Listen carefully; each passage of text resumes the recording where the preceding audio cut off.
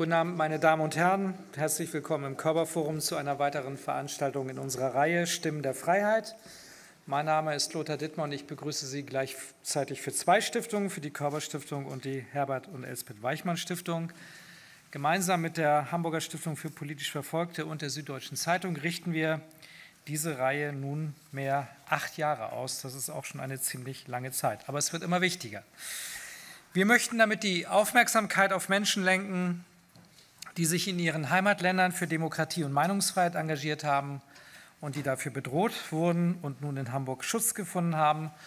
Und das ist immer häufiger der Fall, das muss ich Ihnen nicht sagen. Sie müssen dafür nur in die Zeitungen, ins Fernsehen oder in die Social Media schauen.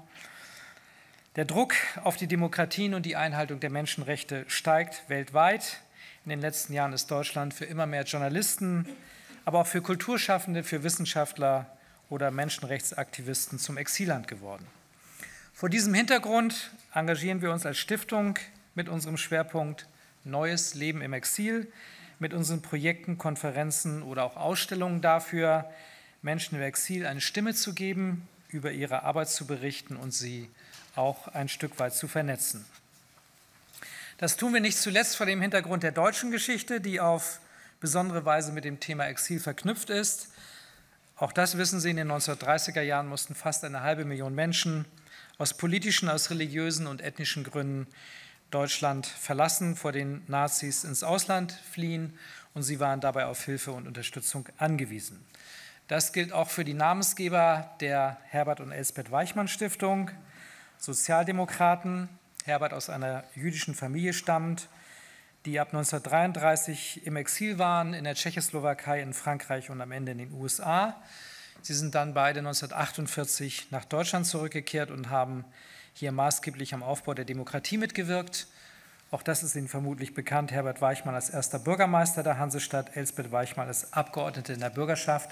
Und falls Sie mal Gelegenheit haben sollten, sich im Rathaus die Bürgermeisterporträts anzuschauen, dann werden Sie feststellen, dass Herbert Weichmann, und das ist ja schon relativ lange her, der einzige Bürgermeister ist, der sich zusammen mit seiner Frau hat porträtieren lassen. Das finde ich sehr bemerkenswert. Eines der wichtigsten Exilländer in den 1930er Jahren war neben den genannten Ländern auch die Türkei. Das ist vielen in Deutschland nicht mehr bewusst. Unter Kemal Atatürk wandelte sich die Türkei in den 1920er und 30er Jahren zu einer demokratisch verfassten Industriegesellschaft, für die Berater, vor allen Dingen europäische Berater, gebraucht wurden. Und diese Berater waren zum großen Teil Wissenschaftler, Techniker und Künstler, die auch aus Deutschland gekommen sind. In keinem anderen Land, auch das finde ich ein spannendes Faktum, in keinem anderen Land fanden sich so viele Immigranten an staatlichen Einrichtungen wieder wie in der Türkei. Auch vor diesem Hintergrund spüren wir heute eine besondere Verantwortung, wenn Wissenschaftler, Künstler und eben auch Journalisten aus der Türkei in Deutschland Schutz suchen. Seit dem versuchten Putsch im Jahr 2016 ist für sie die Lage noch schwieriger geworden. Etliche wurden entlassen, angeklagt und zu Gefängnisstrafen verurteilt. Erdogan trägt die Reste der freien Medien zu Grabe, schrieb vor kurzem der türkische Journalist Can Dündar, der selbst seit einigen Jahren im Berliner Exil lebt und 2018 hier in unserem Kontext im Rahmen unseres Projektes die Hamburger Rede zum Exil gehalten hat. Schätzungen zufolge sollen mittlerweile rund 95% der Medien unter Kontrolle der Regierungspartei AKP stehen. Und auf der Rangliste der Pressefreiheit ist die Türkei bis auf Platz 157 von 181 abgerutscht. Das ist in der Tat ein dramatischer Abstieg. Die Lage für Journalistinnen und Journalisten ist sehr schwierig. Viele fürchten Verfolgung, haben Angst und sind natürlich auch Verfolgung ausgesetzt. Und nicht wenige entscheiden sich deshalb, die Türkei zu verlassen. Auch unser heutiger Gast, Bariş İnce, entschied sich, die Türkei zumindest eine Zeit lang zu verlassen und in Hamburg als Stipendiat der Hamburger Stiftung für politisch Verfolgte zur Ruhe zu kommen. Ich weiß nicht, ob Frau Beuerle darauf gleich noch eingeht, aber auch das ist eine einzigartige Stiftung. Es gibt kein anderes Bundesland in Deutschland, das eine solche Stiftung hat, die ja von der Politik aufgesetzt worden ist. Sie werden wahrscheinlich gleich noch 3 Worte dazu sagen. Und Bariş İnce wird Ihnen gleich von Martina Beuerle vorgestellt. Unser zweiter Gast auf dem Podium ist Frau Marion Sendker. Marion Sendker ist Diplom- Juristin und Journalistin. Sie pendelt regelmäßig zwischen Deutschland und der Türkei. In Istanbul arbeitet sie als Teilzeitkorrespondentin für das ARD-Hörfunkstudio, außerdem für die Welt und Welt TV. In Köln ist sie für den WDR und den Deutschlandfunk tätig und ich finde, das ist auch an dieser Stelle noch ein interessantes Detail. Sie arbeitet auch weiterhin wissenschaftlich. Sie promoviert nämlich gerade über die Vereinbarkeit des Völkerrechts mit der türkischen Verfassung. Die Moderation des heutigen Abends liegt in bewährter Form wieder bei Wolfgang Krach, dem Chefredakteur der Süddeutschen Zeitung. Liebe Frau Sendker, lieber Herr Ince, lieber Herr Krach, wir freuen uns auf das Gespräch. Wie üblich darf ich Sie im Anschluss an das Gespräch noch zu einem Empfang bei uns im Foyer einladen, wo wir das Gehörte noch einmal vertiefen können. Und ich übergebe jetzt noch an Frau Bäuerle für eine Vorstellung von Bariş İnce und der besonderen Stiftung, die wir hier in Hamburg haben. Vielen Dank.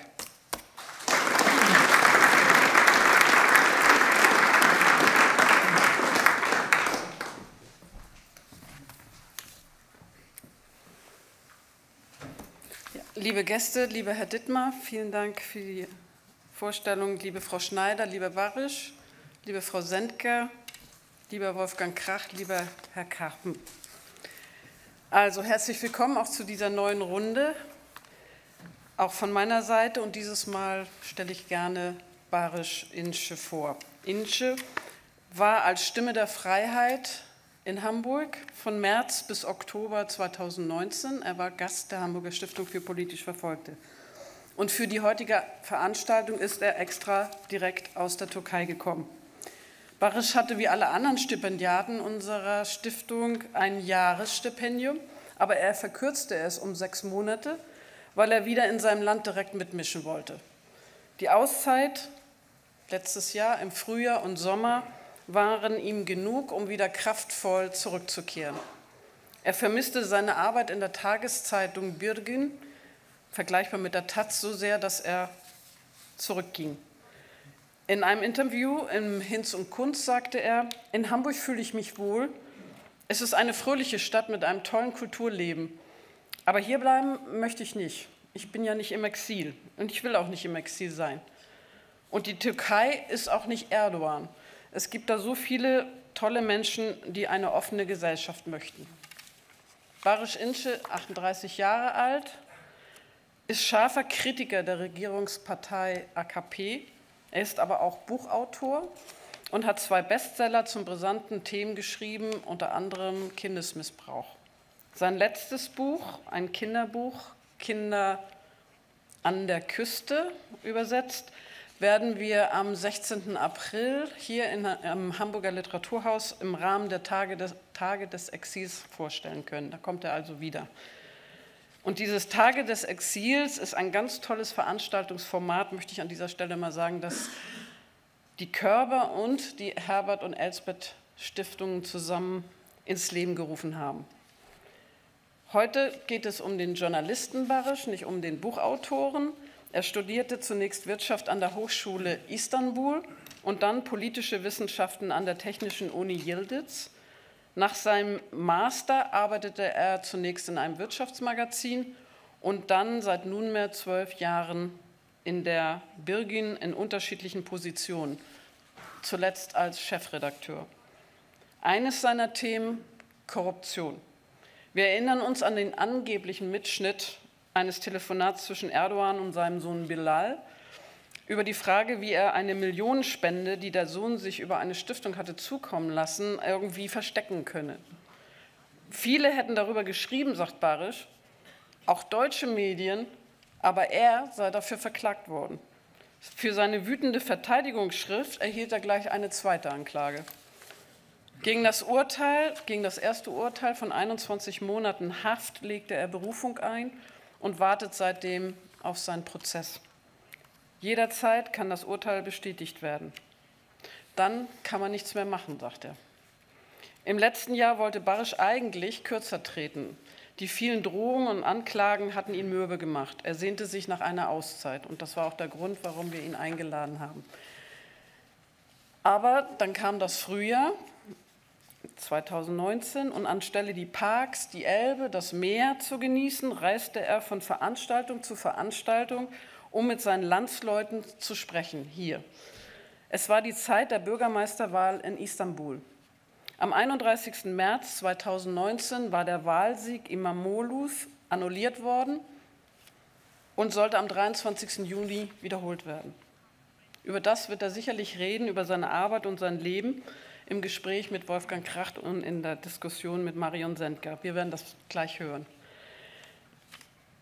Zur Stiftung: In jedem Regime, das von der Unfreiheit seiner Bürger lebt, gibt es Menschen, die sich gegen diese Unfreiheiten wehren, die sich für demokratische Reformen, für Menschenrechte und für den Aufbau einer Zivilgesellschaft einsetzen.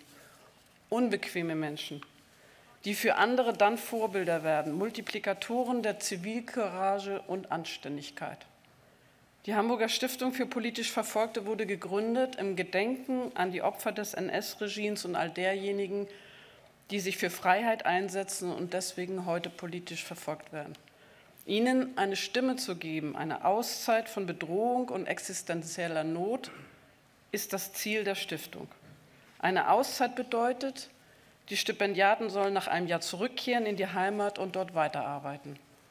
Und wir sehen es, wie Bariş İnce, kehren Sie zurück, Sie wollen etwas bewirken. Unsere Erfahrung ist, dass der Aufenthalt in Hamburg die Gäste auch nach ihrer Rückkehr in ihr Heimatland schützt. Ich freue mich auf die Veranstaltung. Vielen Dank.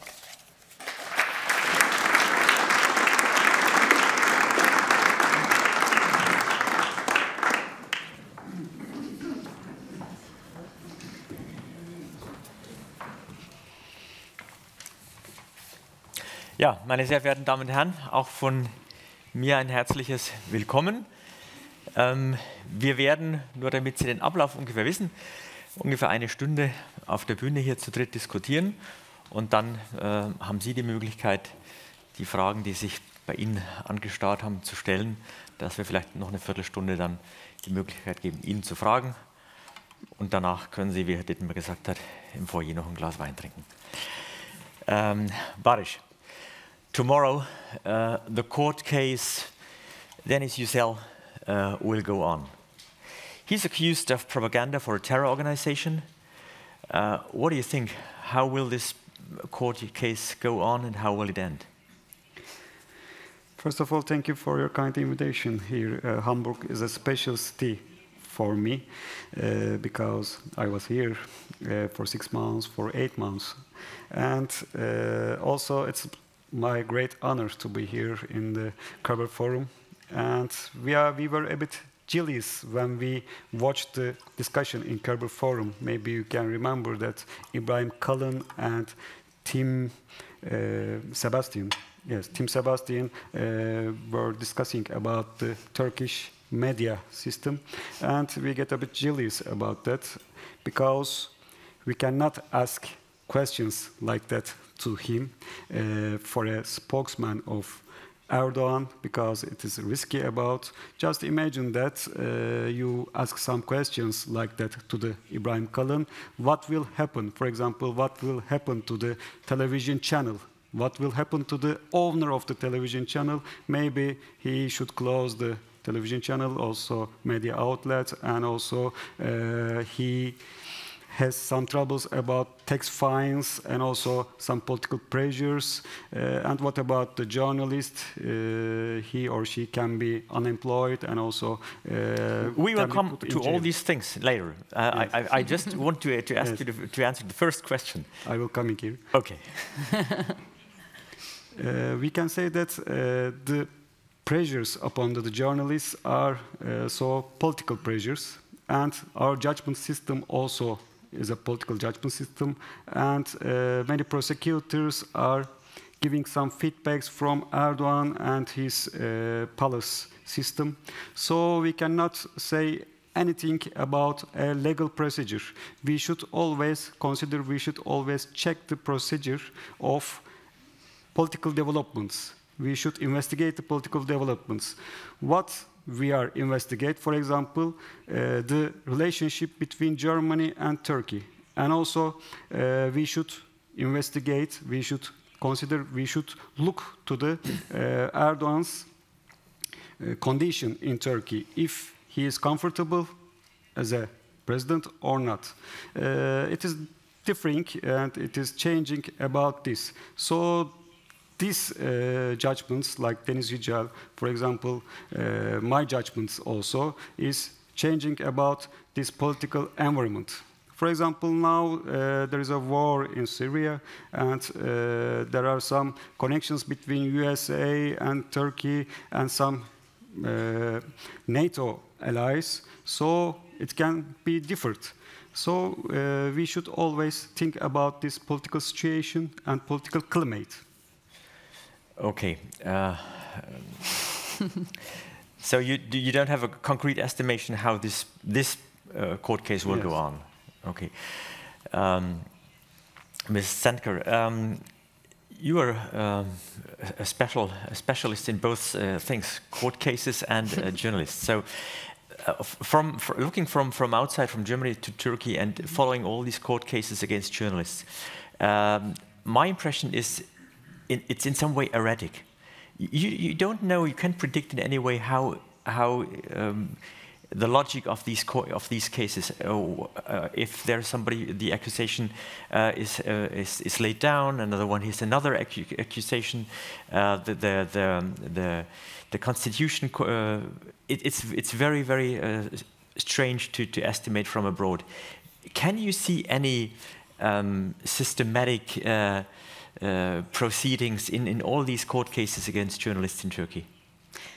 Not really, I would say. I mean, like you said, there is no logic anymore. There is very, very little sense of the rule of law still being applied. But what we see is that many more, especially journalist and press cases, go also to Strasbourg, to the European Court for Human Rights, which is actually a strategy that with the Deniz Yücel case started. I think it was the first journalist case, or one of the first to go to Strasbourg as well. And you can see that whenever Strasbourg is going to issue a verdict, a few days before or a week before or so, then suddenly in Turkey you can also expect a verdict, because they don't want another bad verdict from Strasbourg. Or, for example, in the Gezi trial, with Osman Kavala, who's been accused of having orchestrated the Gezi protests in 2013, many people, many lawyers and legal experts expect a verdict to come very soon, because Strasbourg will issue a verdict in May, I think 10th of May or so. Or that verdict, no, sorry, the verdict, they have issued one, but that will become binding 3 months after they have issued it. And then Turkey would have to legally release him from prison. So if they issue a verdict now, then the Strasbourg verdict becomes senseless. And Bariş, maybe let's go a bit back. So when you started your journalistic career in Turkey with Birgün? In 2004. And when you look back these 15 or 16 years now, could you describe a bit how was the climate, the freedom for being a journalist in Turkey 2004, and how did it change in this term? Of course, there are some red lines in Turkey always, as an historically, but after 2004, there were some changings, some developments in Turkey. For example, after 2004, there were debate, there were a negotiation between European Union and Turkey, and many people thought that Turkey will be more democratized, will be more democratic country. But there was an agenda of this Islamist regime, the Islamist government. There was an agenda, and they have some contradictions between army forces and so they want to abolish this army forces, and they want to use this European Union process. And there were some problems about, for example, Kurdish problem, Armenian problem, and many problems to freedom of speech to express. but in this period, maybe many people thought that it will change and democracy will come, but it doesn't. After the constitutional election, you know, many things has changed. For example, more authoritarian government we have because of this constitutional process. The process 2010 or 2016? Which you mean? 10. 10, okay. Because the judgment system has changed and some Islamist groups become judge and prosecutors, so there were a new situation in Turkey. For example, after this period, there were a new penal code in Turkey, 299. It is called that insult to the Erdogan. Insult to the Erdogan cases are increasing. For example, now 5,000 criminal case like that, insulting to the Erdogan. This penal code was historically in Turkey, but it was a symbolic article, but now they are using it very sharply, and many journalists and people are suffering from this penal code. And also, prosecutions of journalists and many opponents is sharply increasing after this. And you know that after the second constitutional election, the authority becomes more collected in the palace, collected in the Erdogan's family, and now we can say that the authoritarianism is so high, and there's a big pressure to the opponents. But you said when you started your career in 2004, there were some red lines. The red lines, as a journalist, had always been covering the army, covering the Kurdish issue. But apart from that, did you have the feeling, you personally, when you started your career in 2004, did you have the feeling that you are, in these limits, you are relatively free to cover things that you want to cover? For example, about militaristic topics and sometimes about Kurdish topics, we were more comfortable, we can say, because of these negotiations. And you know that there was a solution process in the Kurdish problem in 2009 and 10. It was a pragmatist process because Erdogan wants to take a partner to the Kurdish movement, and he wants to abolish the nationalism of Kurdish people, and he wants to make them more Islamist, and there were some pragmatist policies. At that times, you can write about some Kurdish issues. For example, we can defend the peaceful solution of Kurdish problem. We are always defending the Kurdish problem, peaceful solution. But at that times, just at times, we can write it. But after that, we couldn't do it. Mrs. Sendker, when did you start covering Turkey as a German journalist? And in which atmosphere did you start your career there? I came to Turkey for the first time in 2015. I did an internship also with other journalists, and I started working then. I worked with a TV production company, and it's even difficult to compare the situation of 5 years ago to the situation of today. It was much easier to go out and film. Of course, you needed a permission for that, but that was easier to get, or it felt easier to get. It was easier to ask people on the streets, for example. Today, when you go out with a camera, or even just for radio, or just asking, like you just go out with pen and paper, most people, they don't want to speak, or if you get them to speak, they ask you to use a fake name or a fake age or something, because they don't want to be recognized.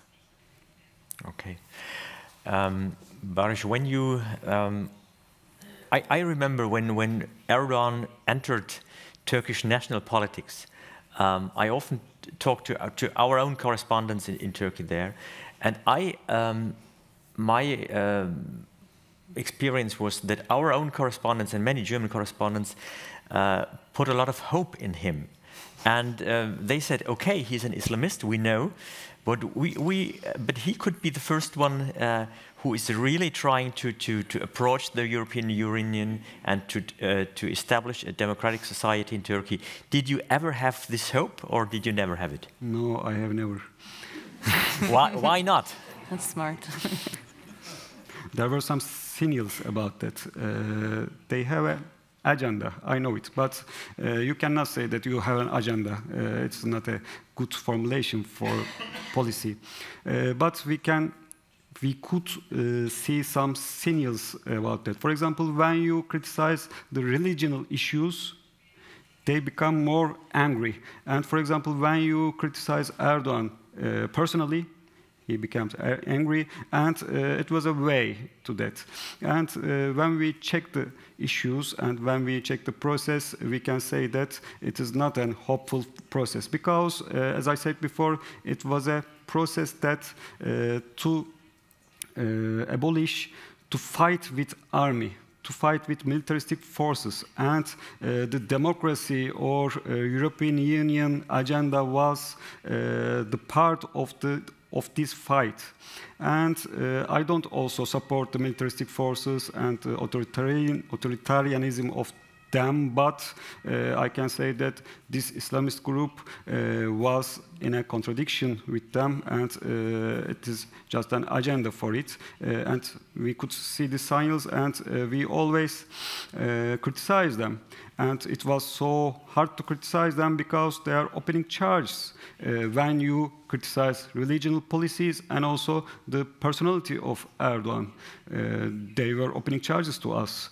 But there were some judgments, there were some judges also, and we can be free and we can write it. But after the constitutions, after the changing constitutions, they changed the judgment system, and they can choose their judges from their Islamic community or their parties. Okay. Ms. Sendker, could you try to describe a bit for us, when you are in Turkey and you are working there as a journalist, how are the conditions you are working today in comparison with the conditions 5 years ago, and of which kind of obstacles do you meet there? Well, today it's, like I said, more difficult sometimes to get people to speak to me or to my colleagues, and not just on the street, but also some academics or experts you want to address. It's more difficult, and also some politicians are not very open anymore to speak. That is definitely one. And also, when you rely on Turkish media as a source of information, you don't get much information anymore from there, because like we heard in the introduction, 95%, I think it's even more than that, is just this, they just writing the same, and you can see that in special days. They sometimes just exchange words, but the order of words, but it's basically the same. So you need a very good background information, a good network. You have to analyze more, I think, and understand more of the country and of the history of the country as well. And always have to see the broader picture. Like when you're doing an article or a radio report on one topic, it's never just this one topic. So you have to see the broader picture, like you have mentioned that before. How is the political situation? How is the situation with other countries? How are the people feeling the economy, etc.? Because it all affects the other topics as well. And you have to take all that into consideration in order to get a better picture, in order to be able to report in a decent way. Bariş, when you try to remember, what was the first time when the government or the AKP, the party, tried to influence your personal coverage? Yes, I remember it. 2014.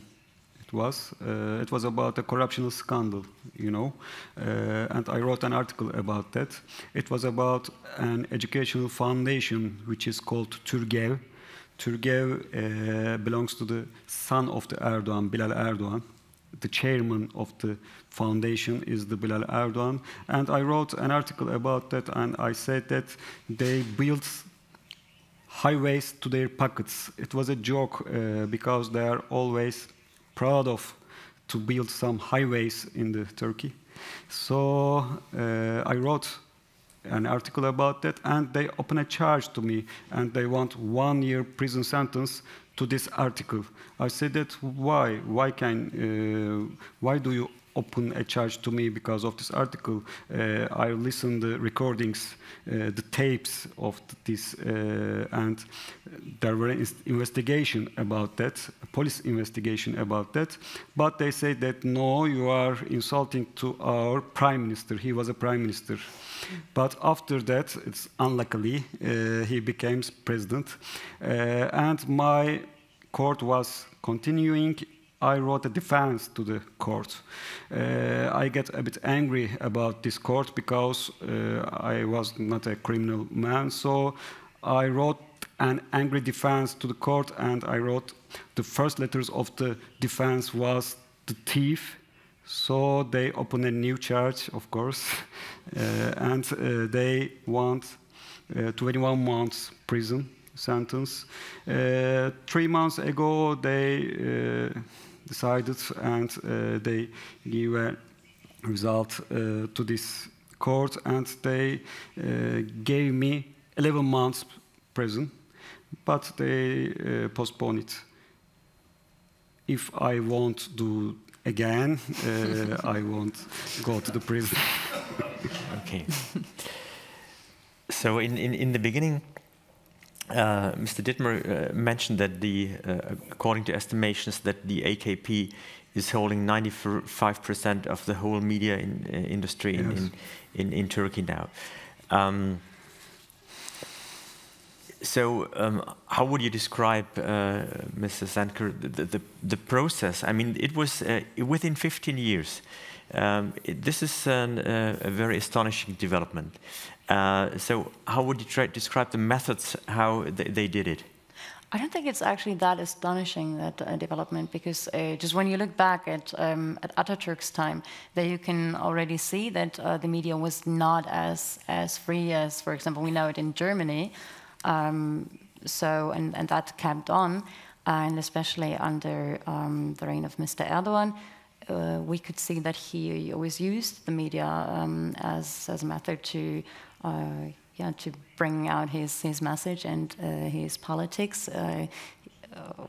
There are a lot of estimations of how much money he needed for that, to buy journalists first, and then also media. I mean, most of the media is legally in his hands or in one of his relatives' hands, and then it's just by pressure. So there's a lot of intimidation that has been. It started, but then it went on and on and on, and it became more. And it's not just. It was not just intimidating the journalist, but also the family. So because then you have the family saying to the journalist, "Please calm down and don't do it, don't write that." And also with in the last few years, the economy went down a lot. So I know a lot of Turkish journalists are very dependent on their job. So they, of course, they write whatever they have to write. They hate it. They really hate it. It's against everything they've ever learned, everything they stand for. But it's a job, and they have a job. But for example, look at the Doğan Group. Who published Hürriyet, the most popular newspaper in Turkey, and also with a very huge edition in Germany here. And also the German company Springer was involved in the Doğan Group. And they started a tax fine against the company. So when they did this, what do you think about that? This was in Turkish history. We know that from other countries that the government is starting a tax inquiry against newspaper companies. What do you think? What did you think when you heard that? After 1980s in Turkey, there were a regulation that big companies can be an owner of the newspapers and owner of the media. We were criticizing that as journalists, and we say that journalists' families can do it, but big companies cannot do it, but it was a regulation. After that, there were a monopolistic sector in the media environment, and we were criticizing the Doğan media also, because they were a monopolistic company in Turkey, and they were criticizing some politicians if they have no gain from them. So we were criticizing that, but we know that Erdogan and Erdogan regime don't want Doğan Group, because Doğan Group thought that some public sales was not distributing equally. They want some public gains from Erdogan, but Erdogan knows that he is not a good partner. Doğan is not a good partner for him, because he wants more Islamist and more close companies, close friends. So there were a problem, and we said that at that times these tax fines was a fine and a pressure upon the media, because the tax fines are not equally doing. For example, many companies who are related with the government has some tax problems also, but they didn't do anything about that, just for Doğan Group. And not just tax fines, many treatments, many problems began to the Doğan. They say that we can put you in prison. Not Erdogan saying it, but some columnists who are close with Erdogan wrote that Aydın Doğan can be in prison because of 28th, February process in Turkey. And Aydın Doğan gets afraid of it, and he sell all of his assets, all media assets, and Demirören Group purchase all of them. For example, 2 newspapers and 3 newspapers, 2 media channels, and a distribution company, and also an agency company. The distribution company is very important, because in Turkey there are 2 distribution companies for the newspapers. So when you buy it and when you combine it with any other pro-governmental distribution company, there is a monopolistic sector in the distribution company. So our newspapers cannot be published and cannot be distributed by this company if Erdogan doesn't want. Mr. Sendker, when you are in Turkey, and which are the media you are using to get informed for yourself? I mean, according to that, what Bariş described, it's quite difficult. What are the media you are thinking they are credible? Well, that's a tough question, actually, and it depends on the time it changes, because there are some media outlets, some small ones, basically operating on the internet only, which are small, and they're sometimes just for a few months and they disappear again. So you can use them; they're quite independent. But I got used to just really trying to look at newspapers from all kinds. So I do also look at the AKP or the Erdogan close newspapers. Bir Gün is also a source of information, I think. There is Duvar, maybe, and there's a very good page on the internet that has all the big newspapers at once, so you can have a look there. But what is most practical is just to look at Twitter, because Turks are actually very active also on Twitter, and then you can find there some connections, and whenever you read an article, you know, okay, this is from that newspaper, and you know that is owned by this group, or it's very Islamic newspaper, so you read it with a filter already. Bariş, maybe you can tell us something about your own newspaper, about Bir Gün, about where does it come from, and what's the role within the Turkish media outlet scene at the moment? I began journalism in Business Week. Business Week is a multinational company, American-based, and I was working for the Turkish edition of Business Week. But I transferred to the Bir Gün in 2007. Bir Gün was founded in 2002, and it was an independent media. There were no boss of Bir Gün. They collect some money from labor unions, trade unions, and also some left parties, etc. Like Tage-Zeitung in Deutschland, I think. Not a cooperative media. Bir Gün is not a cooperative media because there were a legal procedure. You cannot found a cooperative media in Turkey. You should found a company. So they collect many shareholders for Bir Gün, and they collect money. It's an independent media. I transferred to the Bir Gün, and I thought that I will be more happy and more comfortable, but I faced with poverty because of the wages. In Bir Gün, there were many economical troubles because if you have no owner, if you have no boss in media sector, in the monopolistic media sector, it is too hard to survive. So Bir Gün was so small newspaper, but after Gezi protests, people get an awareness about the independent media because they cannot see themselves in the mainstream media. For example, millions of people was in the streets. There were big crowds, and they cannot see themselves in the mainstream televisions and newspapers. So they became to think that no, this mainstream media is not our media. So can we look at the independent media also? And the circulation of Bir Gün increased 3 times, 4 times at that times. It was very good for us, and Bir Gün was becoming more influential and also more effective in Turkey, we can say.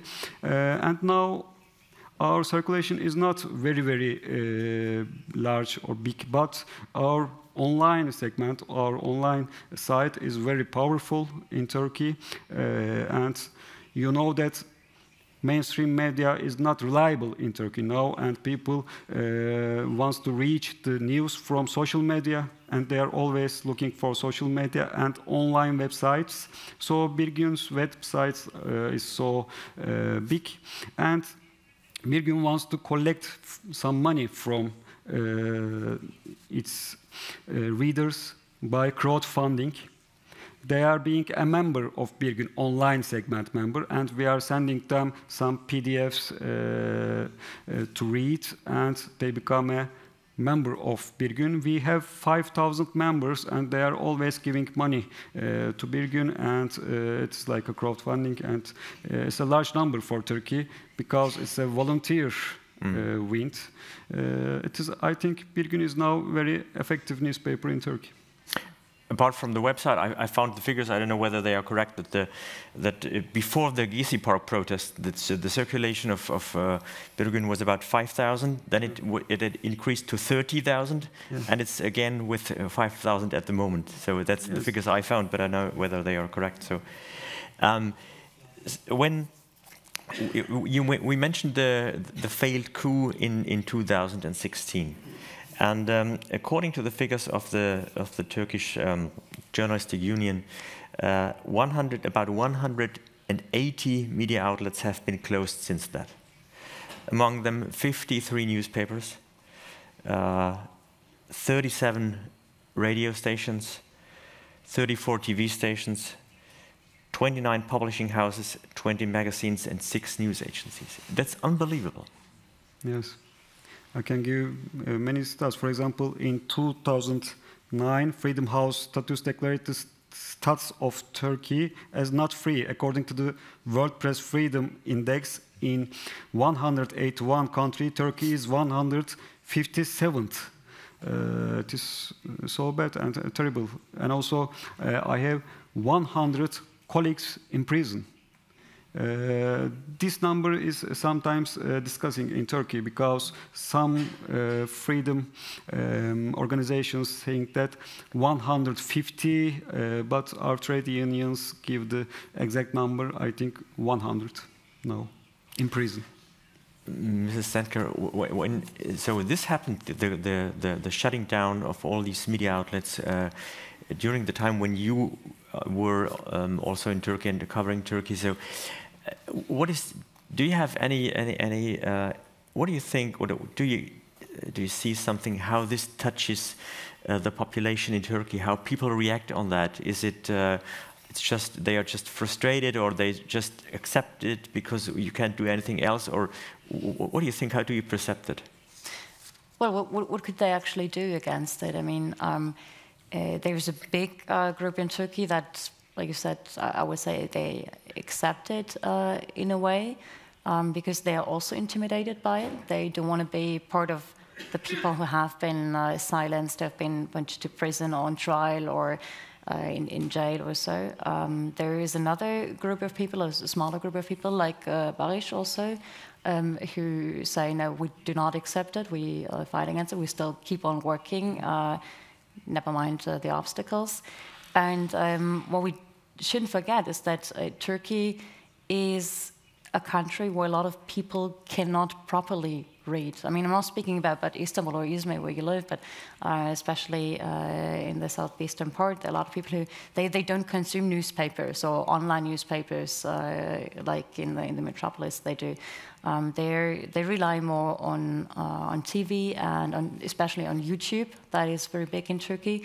And there they just put it on. So when you come to Turkish house, there's almost always the TV is on, or they listen to something on the laptop. They're watching it, and you just take what you're given. And there is a group where I found, in my experience, there's very little thought about if there is an agenda or something behind that, or critical thinking about what they're given and what they have to consume. You were talking about the 100 colleagues that are imprisoned, Bariş. Normally, before a state or also an authoritarian regime is accusing or bringing people to court, there are other elements how they try to intimidate people. So, could you try to tell a bit how does this work? Before you bring somebody to the court, there are other things that happen. Yes, in Turkey there are incredible judgments. I can't understand the judgment system, because when you look at the judgment system, judges and prosecutors are belonging some sects, for example, Islamic sects or some party sects. They are always calling the prime minister or before and now the president, and they are always asking their sects, their Islamic sects. It is not an independent judgment system in Turkey. So, as I said before, we should always look at the political environment and political climate. For example, how can they handle this 100 journalists in Turkey, for example? In a democratic country, it's not possible to handle it. But in Turkey, when you look at the media system, the 90% of the media belongs to the Erdogan, pro-governmental or pro-Erdogan media. So they are always saying some manipulations about journalists. For example, they are saying that they are not journalists. They have a connection between terrorist groups or terrorist organizations, they are saying. And some of people believe it. Some of them not believe these manipulations, but they cannot do anything. For example, when you are going to the streets, people can beat you and you can arrest. So they are just keeping silence. But I'm not. I'm hopeful of my country because of the local election results. When you look at the local elections, these silent crowds can go and give the vote for the opponents. And you know that, and you can be shocked, because how can it to be 90% of the media saying that the opponents are terrorists? The one way is Erdogan. So how can they reach the right information? I think not from bir gün, because the circulation of bir gün is 5,000. So they have a feeling, I think. And I am now relying on this feeling, and I believe this feeling. Turkish citizens is not Erdogan's citizens. Let's come back to the 15th of July 2016. How did you live through this night, or where were you, and how was your own experience? I was in a seminar in an island. Bozcaada is an island in Turkey, and we get a bit afraid because we cannot go to the Anatolia. We were in an island, but we get shocked because I was in Istanbul, or in Bozcaada, near Çanakkale. Okay. The west side of Turkey. I was in a panel. I was talking like that, and an audience stand up and say that there's a cop. We say that he's joking, and we say that no, it can be an ISIS attack or something like that. We didn't believe before, but when we are looking to the television, I saw a man in a tank.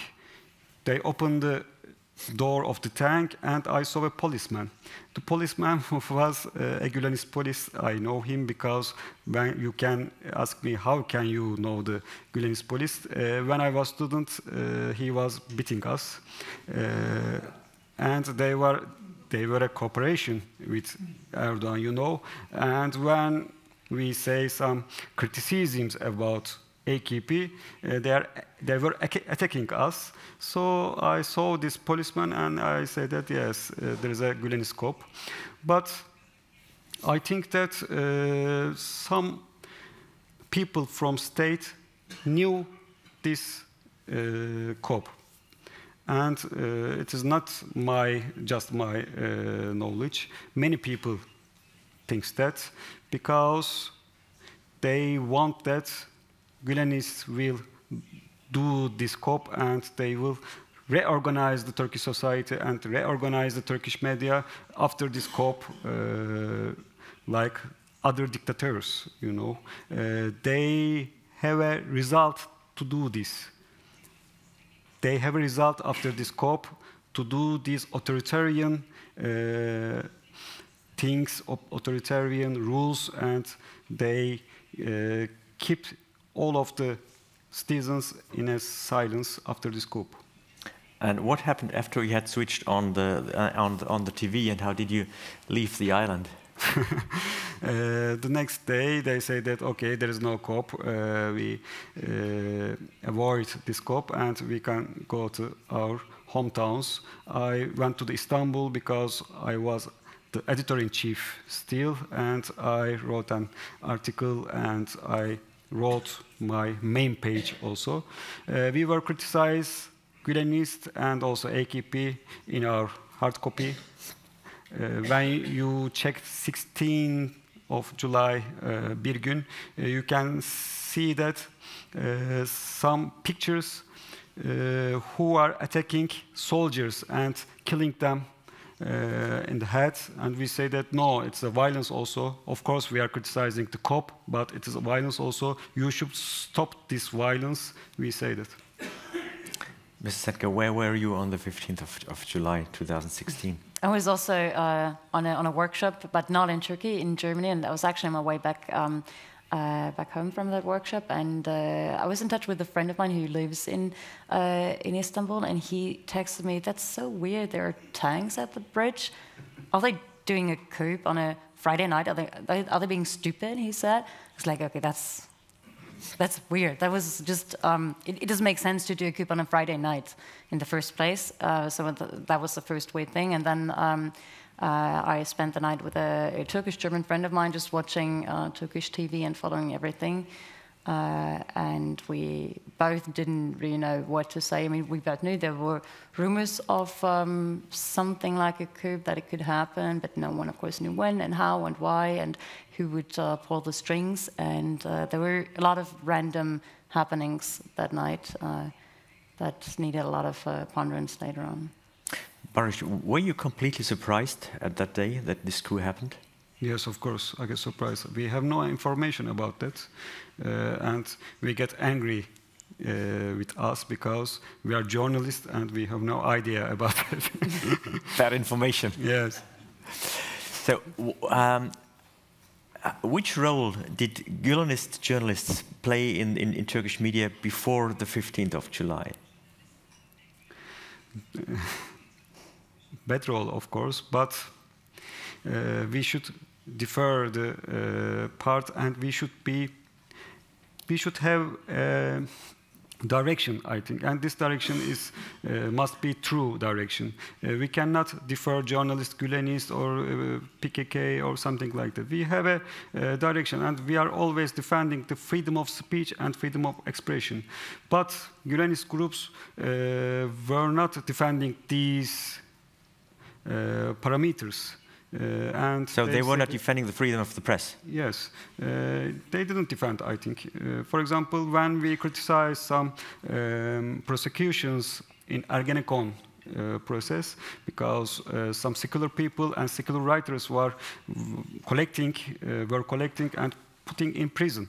And we were saying that it is not true, we were criticizing it, but they say that, oh, you are not journalists, you should go to the prison. After that, government say that the journalists from Zaman newspaper or the other ones is not journalists and put them in prison. I think we should have some directions, we have some rights, and we should defend freedom of expression all over the world and all over the climate. It is so important, I think. I don't want to say anything about Gülenist people because there are lots of people in the prison. I don't want to criticize them now, but I criticized them before very, very much. And how many of these people, of these Gülenist journalists, did you have in your own newsroom at Bergen at the time? And how were the discussions within your own newsroom before the coup with them? With Gülenist and us? Yes. We have lots of discussions with them. For example, there were a writer, Hüseyin Gülerce.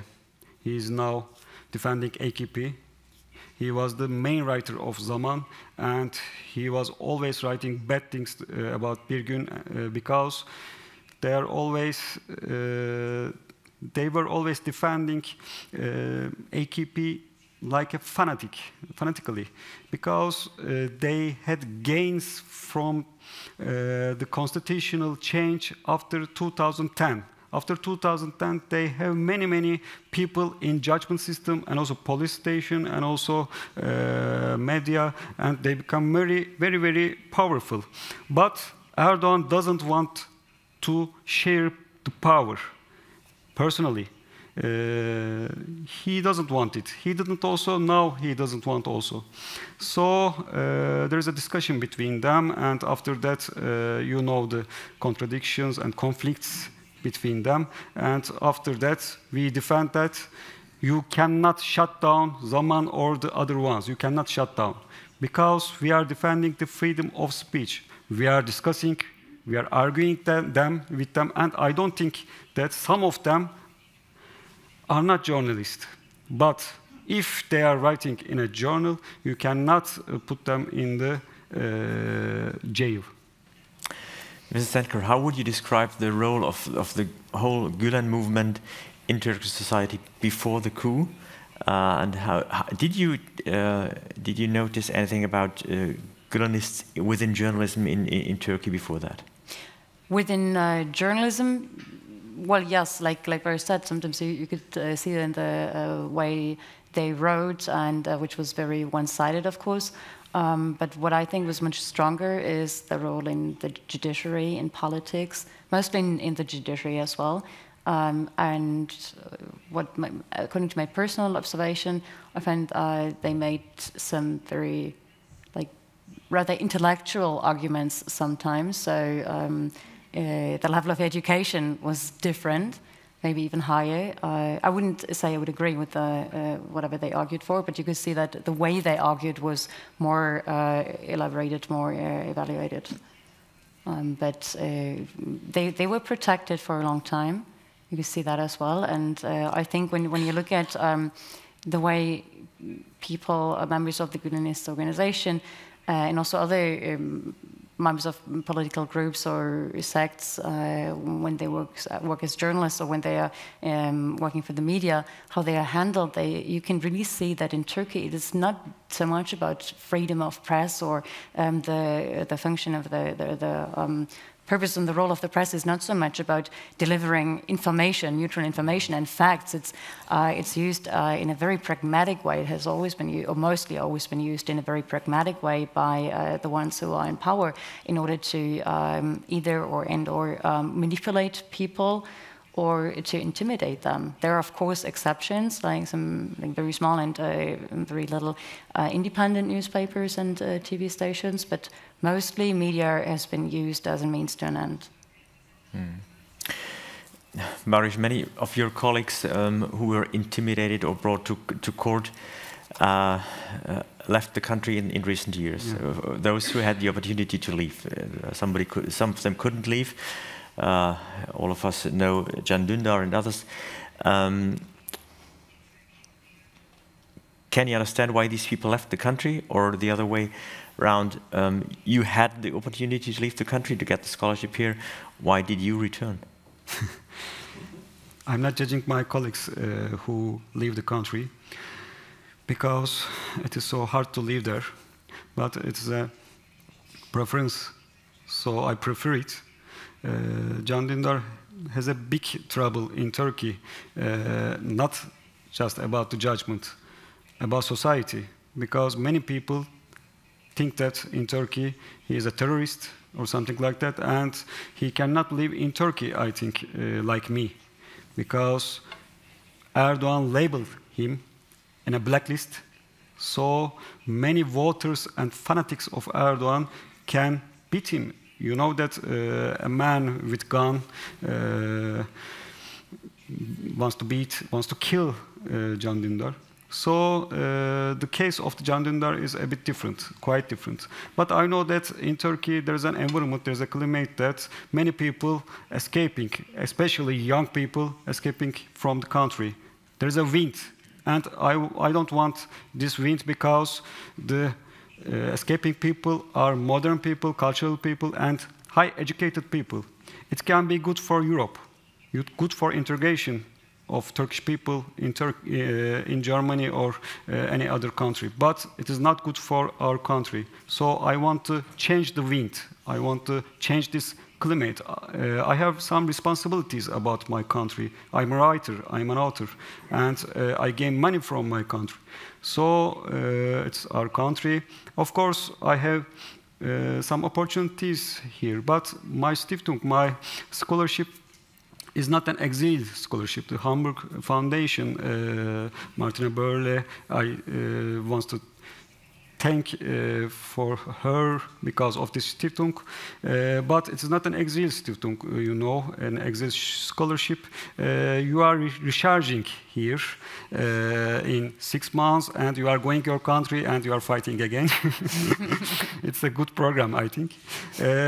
In Germany, you can gain with this scholarship many connections with your colleagues and with some big writers also, and they can do it.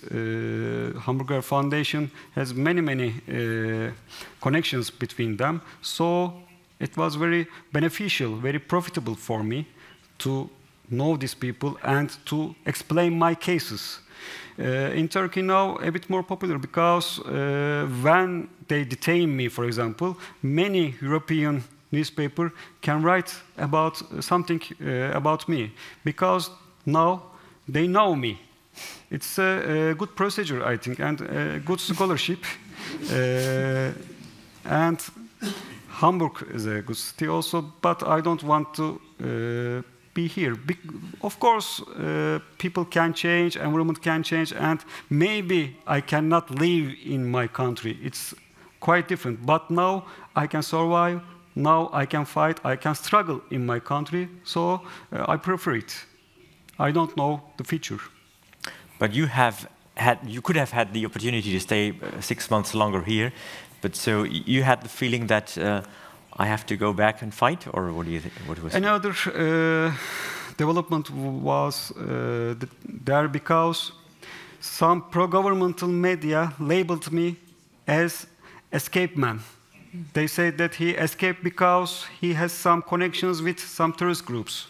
No, I said that I won a scholarship from Hamburger Stiftung, but they don't care about that. They were always writing, and they open a charge to me, and they say that he is using some social media accounts of some terrorist groups, something like that. And I said, no, I will return to my country, and you can check my telephone, you can check my social media accounts. When I return to my country, the wind has changed, and government stops and say that, okay, we were wrong, you are free. If I didn't go to my country, I could label it like that, because they don't care that I am writing here, no, I am not a terrorist or something like that. When I return, many people in our society say that he's a brave man, he came, so you cannot detain him, you cannot put him in the jail, you should look his telephone and his accounts. So they say, okay, it was a different time. Mrs. Sendker, do you think that the German government and also the governments of the European Union are strongly enough opposing against what Turkey is doing in Turkey? Not officially, at least. I think the European Union as a whole, especially, and also Germany, they have a good stance in general against Turkey. I don't really want to say against Turkey, because the partnership is very important for many reasons, and it's important to maintain this partnership and to stay in touch and even to talk more and discuss more and maybe do it even more openly, because what we see in public is very little, especially when it comes to the situation of journalists, especially Turkish journalists working in Turkey. It's like what you see officially is nothing, more or less nothing from the European Union and German government. But there are so many different aspects that connect the two sides together. So there are probably very hard talks behind closed doors. And I do think they could do more or speak more, or at least show more sympathy also to the people who are in jail, who are being prosecuted. And it's politics, it's all about money eventually, but there are also the people living in Turkey, and Turkey is not just Erdogan and the Erdogan government. So I think it would be good if the German government or also other European governments just would respect that as well a little bit more, and not just look at numbers of euros or numbers of refugees who might come, and see more so the reality of Turkey and understand better the mentality of Turkey when speaking with Turkish politicians. Because I got the impression that Western politicians come to Turkey and have no idea how to speak with them. And I'm speaking not about the language, of course, it's not about learning Turkish for them, but it's about understanding the culture and see what they can do or what they cannot do, just in order to be able to talk to each other and understand each other better. I think that's very important. Bariş, as a journalist who returned to Izmir now, to your own country, and who is prosecuted,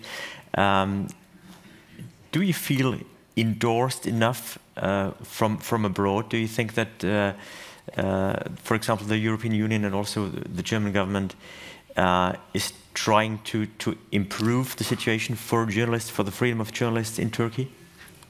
The situation is sometimes changing when they have good connections with Erdogan about immigration problem, for example, refugee problem. It can change. When they have no benefits with Erdogan, it can change also. But we don't care about the country's paradigm and country's vision. We are caring about the European society, journalists, writers, and ordinary people also.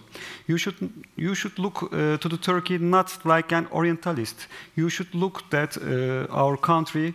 We have some bad times. All countries have some bad times and had some bad times in the democracy road. So we should struggle in our country and we should change the climate. And you should know that many people doesn't want this Erdogan regime.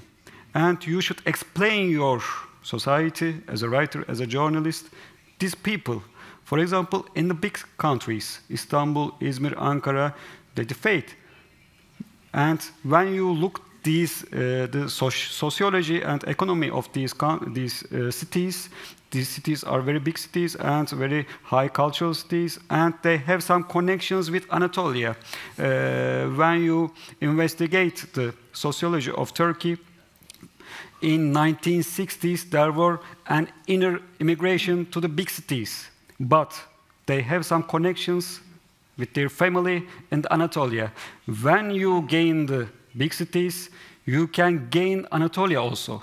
It's a hopeful procedure in Turkey, hopeful process in Turkey. So you should explain it to your society, to the European people. We are fighting. We don't want this regime, and many people doesn't want this regime. But there is a sect in the palace, and they want to direct all of the society by his Islamist mind, but we don't want to wear this Islamist mind and Islamist policies. So I want to explain that our country is not Erdogan's country, just Erdogan's country. Of course, his country, he's a citizen, but not just Erdogan's country. We are all of us living in our country, and we are struggling many, many times, and we will struggle too. I don't know my case, for example. I don't know my future. Maybe I cannot live in my country, but as I can live, I will struggle. Mrs. Sendker, do you share the hopes of Bariş? Because there is for example, a new development also within the AKP, and the former Prime Minister Ahmet Davutoglu and the former Foreign Minister Babakan, they are in opposition to Erdogan, for example, at the moment, and this is new. What do you think? How can this develop? What you can observe for a few months now is that AKP is imploding. People are very unhappy inside AKP. Which is also part of the system AKP had. I mean, there were a lot of AKP supporters who supported the party because they gained from it directly by money, by being granted contracts, etc. And that has also lessened. There is not that much of that anymore. So they were just very opportunistic, and they left AKP as well. Plus, you can see, and what we hear from Ankara a lot is that the palace is like every decision has to go through the palace. Every decision eventually has to be signed just by one man. So it's a one-man decision, every decision, and people are fed up with that. So they're leaving AKP a lot. They're very unsatisfied with it, and I'm very keen on when Mr. Babacan will start his new party. He has postponed that again now. Mr. Davutoglu, you just mentioned him. He has also founded a new party. It may be that they might go together. I mean, they have both. Mr. Davutoglu has even asked Mr. Babacan. He has been, very defensive in that. He doesn't really want that, apparently. But Turkish politics is very pragmatic, and eventually, I wouldn't wonder if even Mr. Erdogan would leave AKP or something eventually, because it's not strong enough, and do something else, not join Babacan, of course. But there is change right now. People are also very much fed up. The Turkish people are fed up with the new system, the new system that is just focused and centralized on Mr. Erdogan. So I wouldn't also be surprised if there was a change in that, and if the parliament would get more power officially. So then we will have to see how that will go in reality. But I share your view that there is a growing resistance, even among people who have always voted for AKP and are very faithful and pious Muslims. They are unhappy, especially because the living standards have hardened and have gotten much worse in Turkey. I mean, just bread, the price of bread has almost doubled there, and education is a big thing. So a lot of even conservative people, Muslims, want to send their kids to good schools, but almost all the schools are now Imam Hatip schools, so Muslim schools, and there is not enough money maybe to send them all abroad to America or so, to another country, to give them good education. And even when they come back, it's not like they can do their job freely, although they vote for AKP or have always voted for AKP, or they are very good Muslims, so they don't buy it anymore, what Mr. Erdogan has been saying when they really think about it. So there is a need for a different party, a different direction, and I think that will change in the next few months, maybe, or a year or two, but I don't know where it will go, and if it, I wouldn't be too optimistic about this will lead to democracy now and freedom of everything, so I would be very cautious with that, but things will change. I'm very certain on that and agree with you. Bariş, you said Turkey is not Erdogan, or not Erdogan only, and you also mentioned the election in Istanbul of the mayor. What further signs of hope do you see? For example, the educated people, the young people, I can see some signals for the change, for example. When I talk with the young people, they don't want polarization because Erdogan always wants to polarize the society and collecting votes from this polarization. For example, they say that some of them are atheists and some of them are Muslims, so we are separated like that, and if you are Muslim, give us to the vote. But how about the economy? How about the economical conditions? When you look at the unemployment rates and also dollar and euro, etc., you can say that you can see that there are many problems in the economy. So the ordinary people say that, okay, you are Muslim, Ekrem İmamoğlu is Muslim also, so how about the economy? They want to talk about this economy and also education, as she said, and they want to be high educated people because they cannot find jobs because of these educational systems. They are always reading Quran and the holy texts, so they cannot gain jobs because of this. And they want more educated people and more culture. They want to go to cinema, they can't want to theater, and they cannot do it. And when they look at Erdogan's speech, he's always talking about religion and always angry with some people, and people get a bit tired, I think, with this polarization, and they don't want polarization. Some of people in the Anatolia still like Erdogan, still like him, but they get tired. They say that, okay, Erdogan, you are a hero, I love you, but you should solve these economical problems. You should do it. If you don't do it, I can prefer any other one. These are the signals, I think. So, last question before we open it to the audience. When, Bariş, will be the day you will be able, as an editor of Birgün, to write as free as an editor of Süddeutsche Zeitung? I think it is not very soon because we should struggle more and more, because when Erdogan regime is defeating, it can be more angry.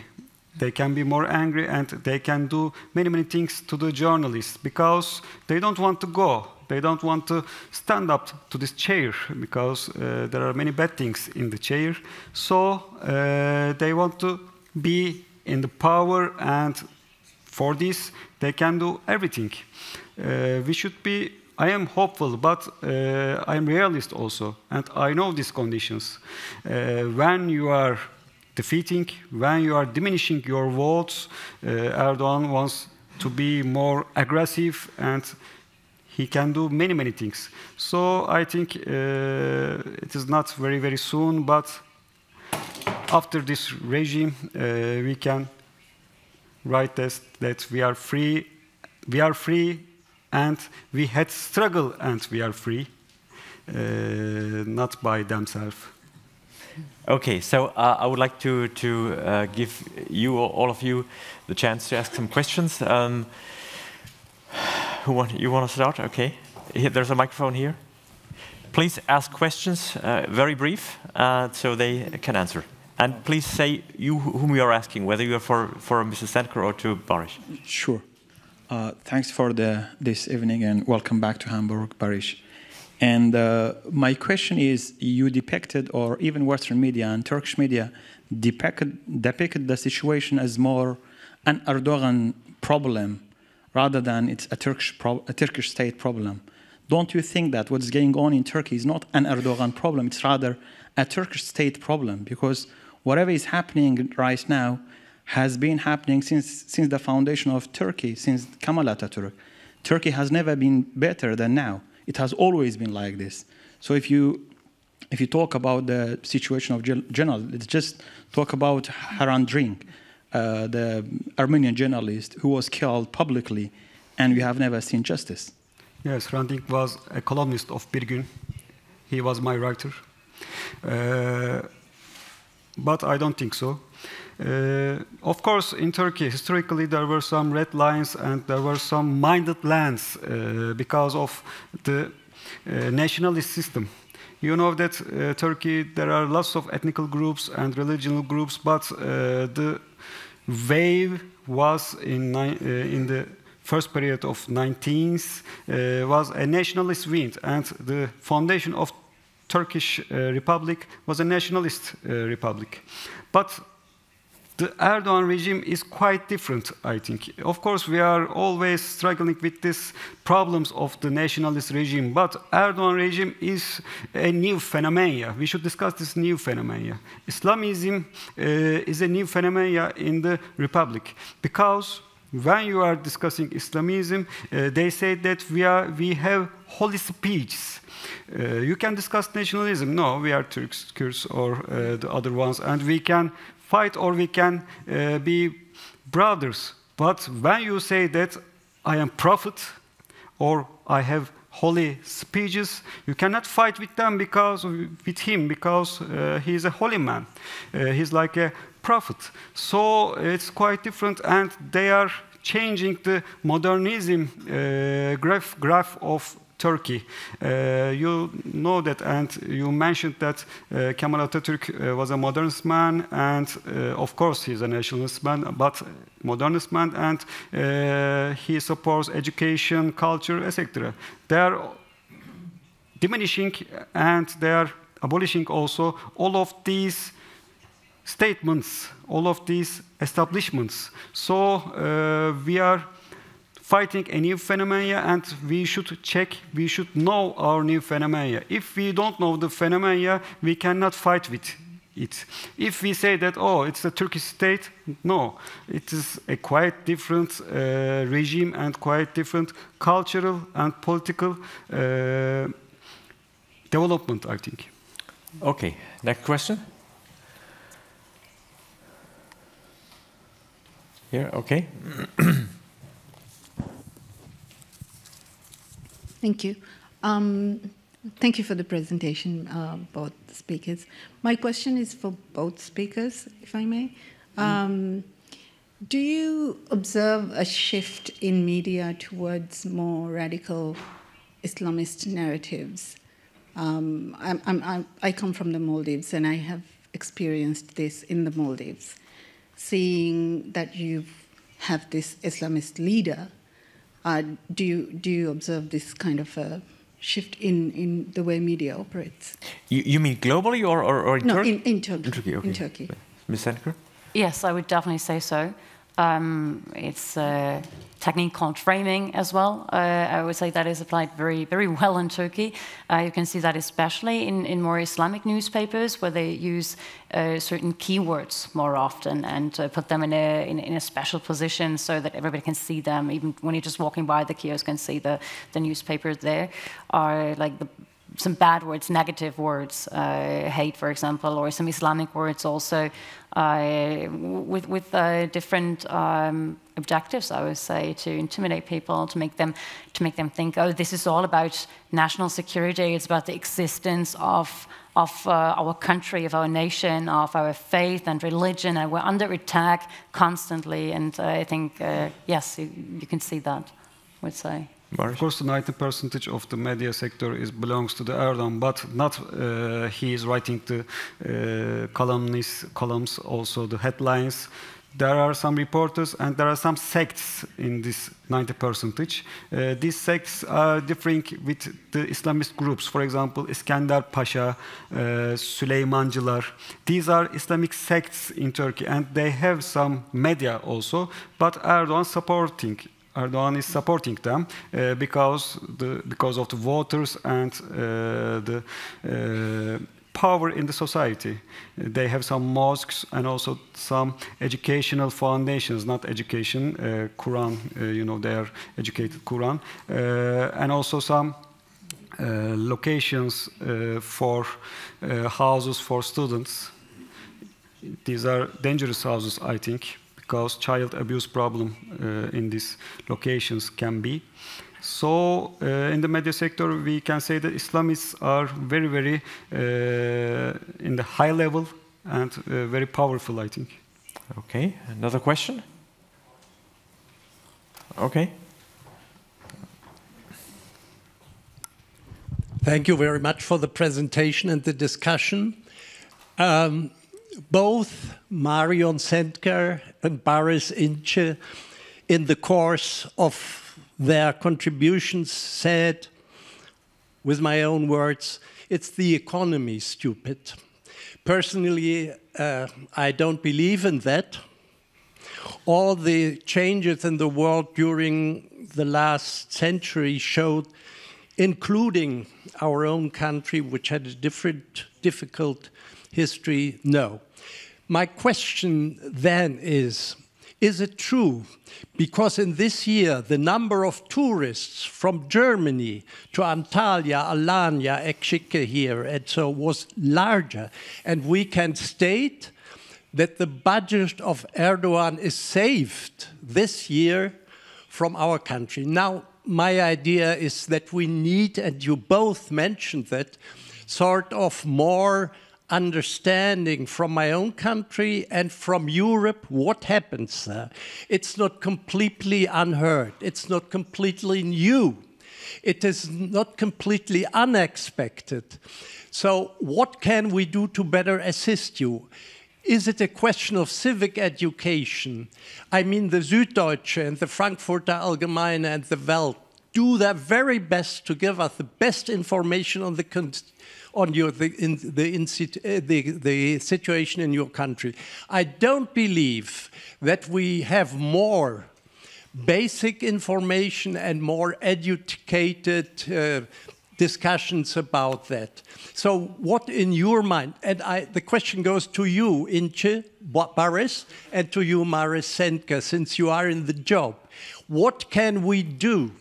Accept more information and alert the people that we see in some time the revival of what happened in the last century. What could we do more to assist you? Okay. Yeah.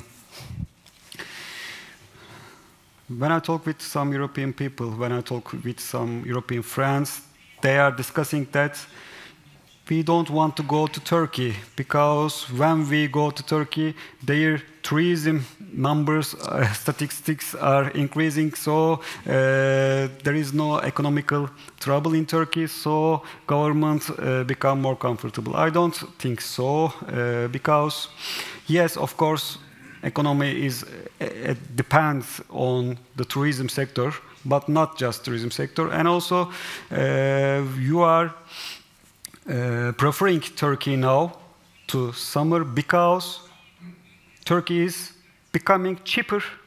It's a new way, you know, very cheap for European people.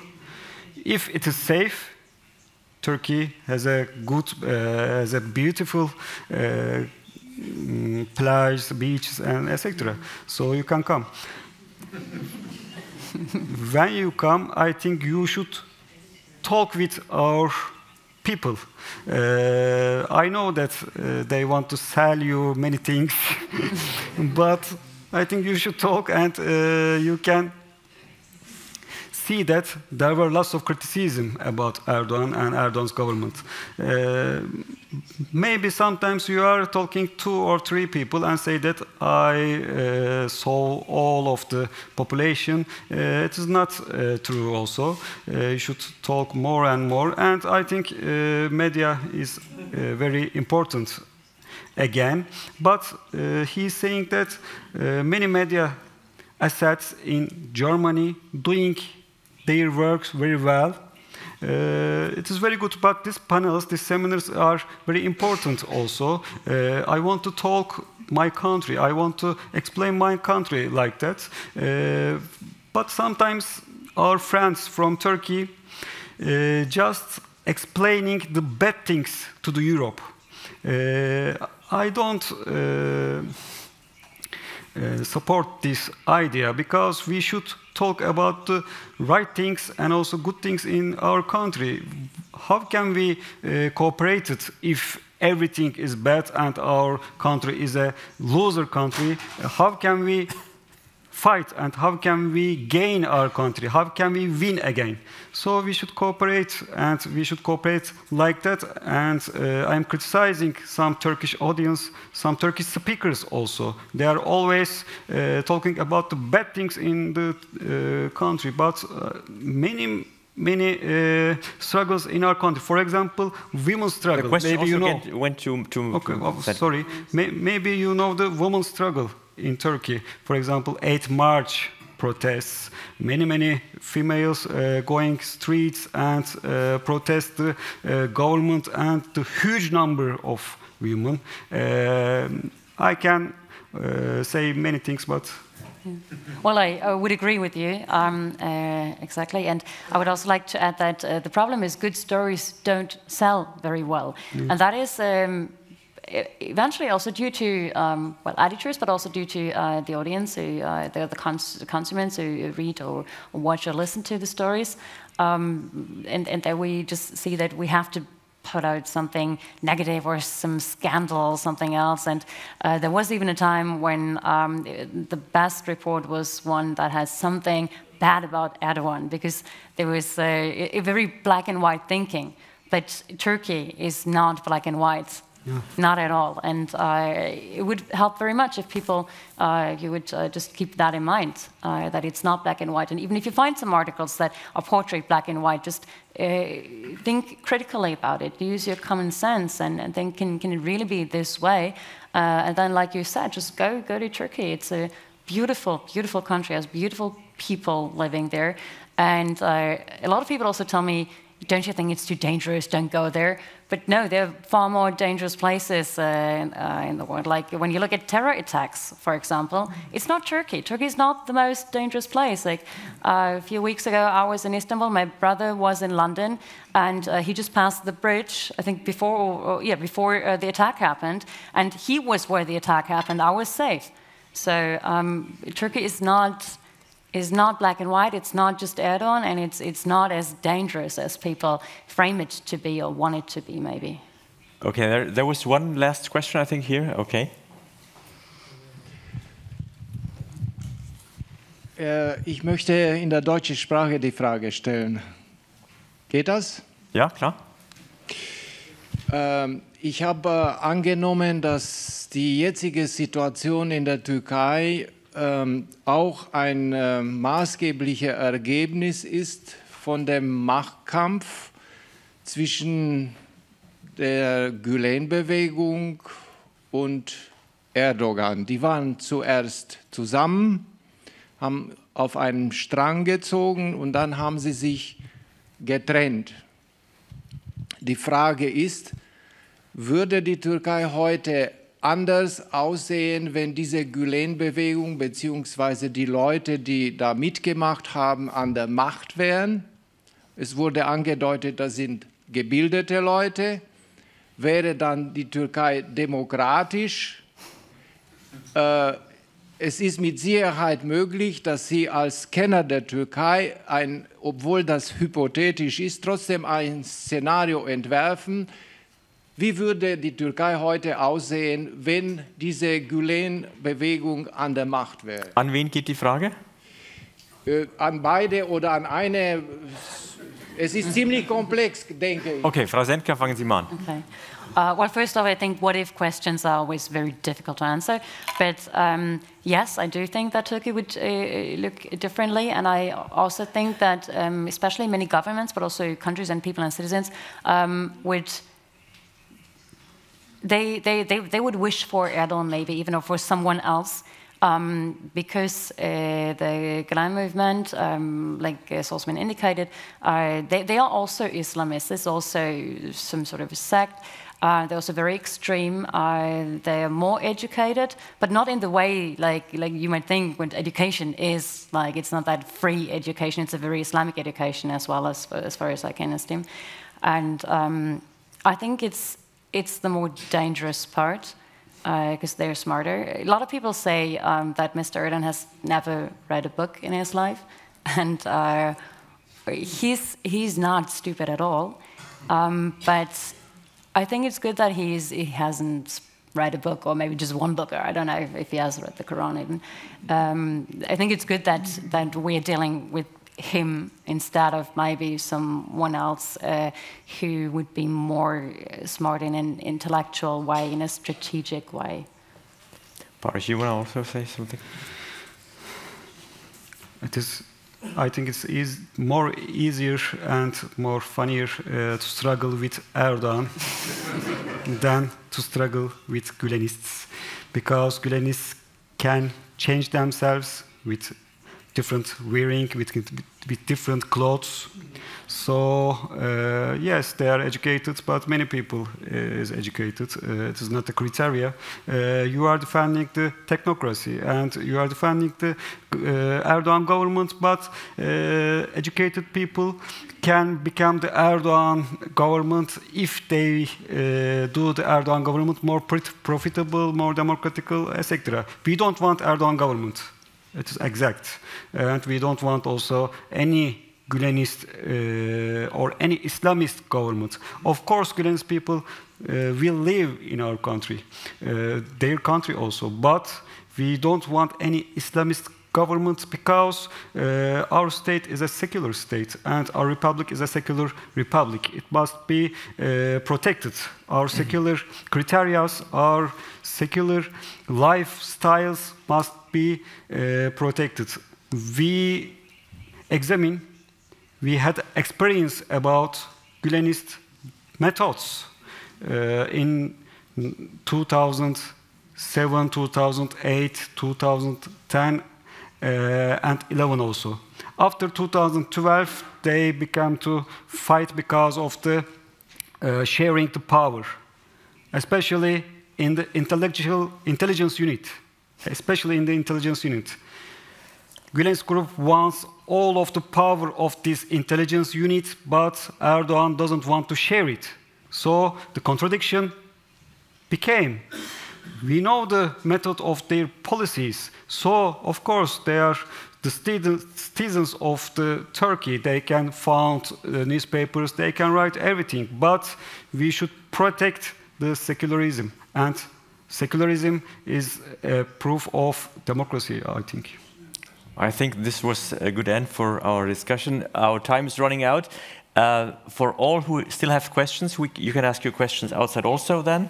So what we take with us this evening is, if you are planning your summer vacation, go to Turkey, but don't buy only carpets and gifts, but also talk to people. Thank you for being here and have a nice evening. Bye.